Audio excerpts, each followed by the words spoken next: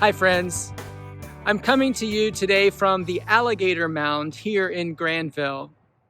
This effigy mound was built about 2,000 years ago by the Fort Ancient Native American culture.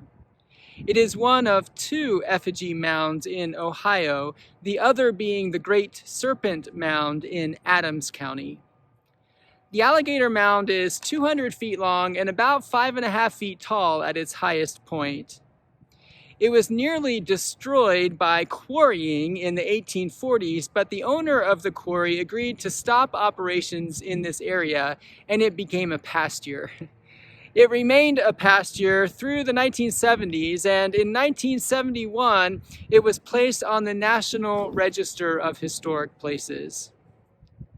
Despite its name, the Alligator Mound was not likely intended to represent an alligator because alligators are not native to Ohio. Researchers believe that the mound's shape is actually an opossum or a raccoon or a panther. Of those possibilities, the mound most likely represents the underwater panther. That was one of the most powerful supernatural spirits of the Native Americans.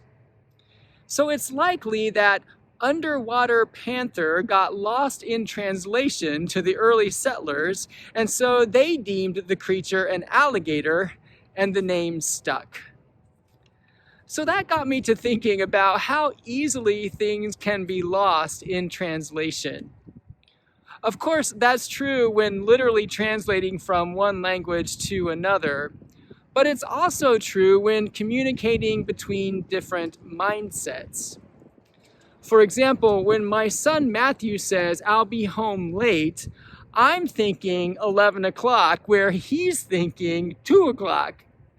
Or when Sharon says, "The kitchen is a mess," I'm thinking, "It sure is," whereas she's thinking, "It's your turn to clean it up." Or when my 1-year-old niece climbs into my lap, I'm thinking she wants to spend time with her uncle, and she's thinking she wants a bite of my cake.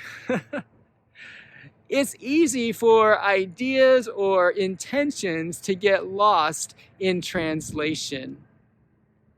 I bet that was part of the reason that there was friction between Jesus and the religious leaders of his day, the scribes and the Pharisees. The Pharisees were coming at life, specifically religious life, from a very different mindset than Jesus. The Pharisees had a legal mindset. To them, the worth of one's character, the value of one's self, and the fate of one's soul was based in legality and rules and regulations. Jesus, on the other hand, had a grace mindset.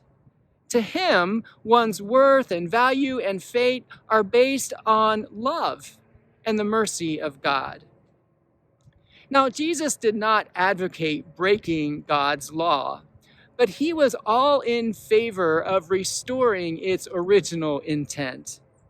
And that was to signify God's love and acceptance for his people, to affirm their call and their responsibility to live differently from the rest of the world, and to encourage mercy and kindness toward the needs of others.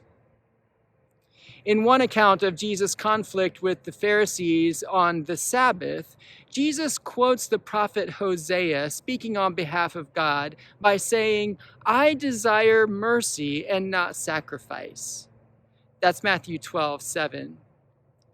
In other words, the way to please God is not by following a long list of rules, but by showing compassion and engaging in the struggles and the demands and the challenges of the human family. The law that matters most to God is the law of love, not legalism. So let's not lose that in translation as we exercise our faith and as we interact with the people and the world around us. Thanks for tuning in. I'll see you again tomorrow.